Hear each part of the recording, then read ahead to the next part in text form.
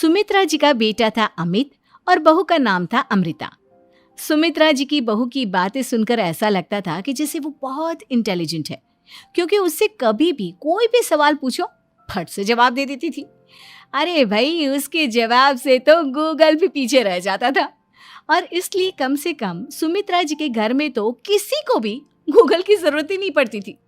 जब भी घर में कोई बात चलती, कोई कुछ भी कहता, तो अमृता फट से कह देती, ये तो मेरे साथ भी हुआ था, मुझे इसके बारे में सब मालूम है। एक दिन सुमित्रा जी अमित और अपनी बहू अमृता के साथ अमित के बुआ जी, फूफा जी यानी कि मुकेश और उर्मिला जी के यहाँ पर मिलने के लिए गए। अरे बहुत अच्छा किया अमित बेटा, इतने दिनों के बाद आए हो तुम। हाँ सुमित्रा भाभी, कभी तो आ जाया करिए अपने बच्चों को लेकर। आपकी बहू के आने से तो हमारे घर में भी रौनक आ गई है। वो क्या है ना, अमित ऑफिस के काम में बहुत बिजी रहता है, इसलिए उसे तो वक्त ही नहीं मिल पाता। अच्छा, लगता है नौकरी काफी मुश्किल है अमित की। अरे नहीं नहीं फूफा जी, ऐसी कोई बात नहीं है। आप तो जानते हैं ना प्राइवेट जॉब में कितना काम होता है। अरे कोई समझे ना समझे, मुझे तो पता है प्राइवेट नौकरी में इतना काम करना पड़ता है कि इंसान की आफत आ जाती है। लेकिन बेटा, तुमने तो कभी जॉब की ही नहीं, तुम्हें कैसे पता? अरे जॉब नहीं की तो क्या हुआ मम्मी जी, सब जानती हूँ मैं। सबसे पहले ऑफिस में जाओ, वहां पर अपनी एंट्री डालो, उसके बाद दिन भर सिस्टम पर बैठकर काम करो। चारों तरफ कैमरे लगे होते हैं, आप अपनी नजर इधर की उधर नहीं कर सकते। उसके बाद दिन भर बॉस की चिक चिक सुनो, वो अलग से। यही सब होता है, मुझे ना सब पता है। अरे बहू रानी तो काफी इंटेलिजेंट है, हर बात की खबर है इसको। थोड़ी देर बाद, अब देखिए सुमित्रा भाभी, इतने दिनों के बाद आई हैं आप, खाना खाकर ही जाना, ऐसे तो मैं आपको जाने नहीं दूंगी। वैसे बुआ जी, खाने में क्या बनाया है? वो क्या है ना बेटा, आज तुम्हारी बुआ जी की तबीयत थोड़ी ठीक नहीं थी, इसलिए हमने सोचा कि जब तुम लोग यहाँ आ जाओगे तो बाहर से खाना मंगवा लेंगे और साथ में बैठकर खाएंगे। लेकिन बस प्रॉब्लम इतनी सी है कि मुझे बाहर से खाना ऑर्डर करना नहीं आता। सोचा जब अमित आएगा तो उसी को बोल दूंगी। अरे मुझे आता है ना, मैं कर देती हूँ ऑर्डर। बताइए क्या क्या मंगाना है आपको? इटालियन, कॉन्टिनेंटल, इंडियन, पंजाबी, सब पता है मुझे। क्या बात है बहू, क्या घर में भी खाना रोज बाहर से ऑर्डर करती हो? अरे नहीं नहीं नहीं बुआ जी, ऐसी कोई बात नहीं है, बस मुझे ना सब पता है। कोई बात नहीं अमृता, मैं अपने फोन से ऑर्डर कर देता हूँ।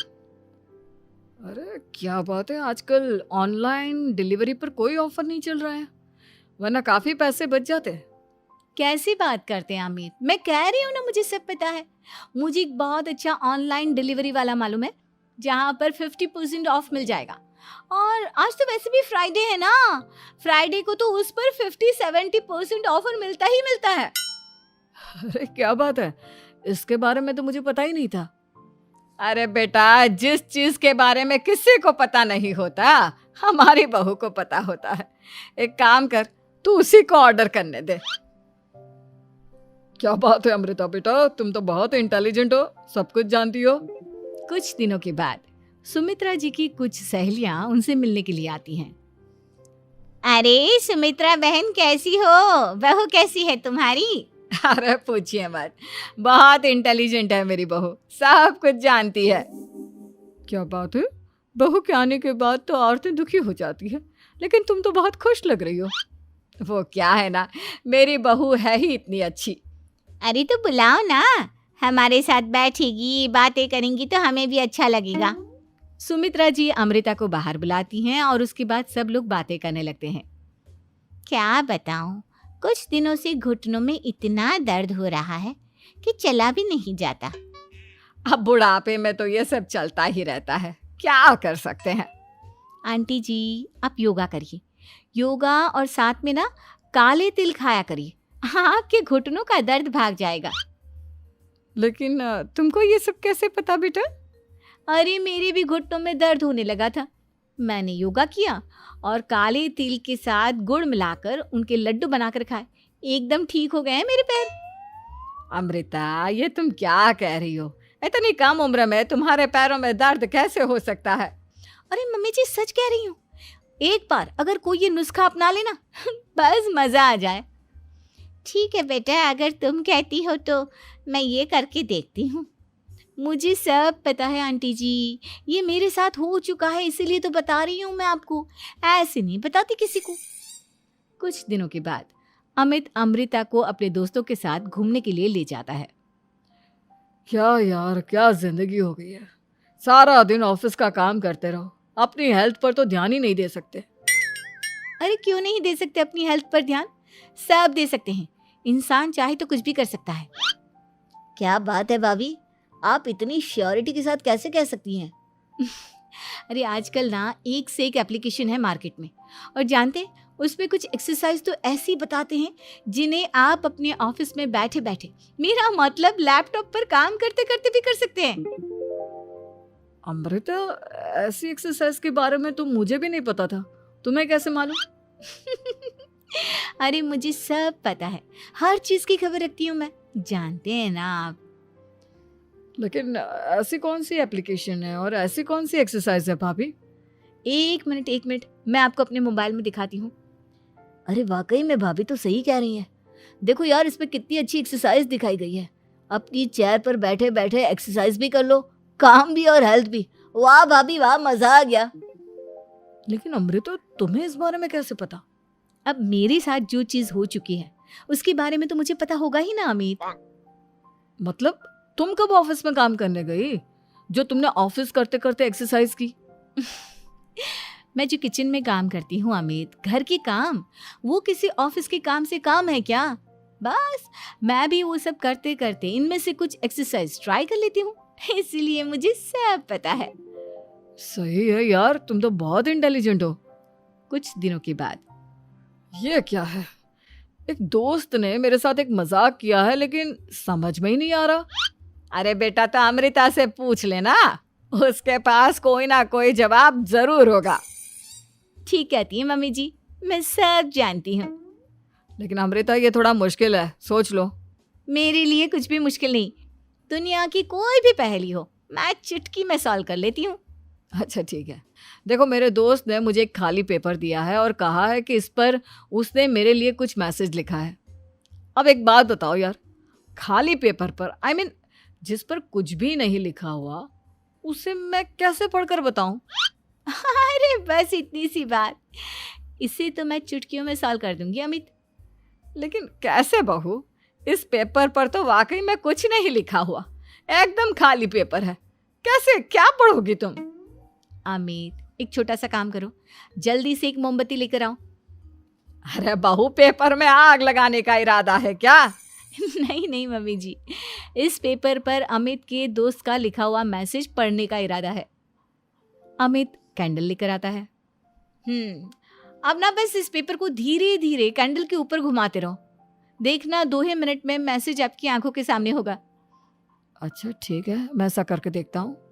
2 मिनट के बाद, अरे वाकई में इस पर तो अक्षर बनने लगे, लेकिन ये हुआ कैसे?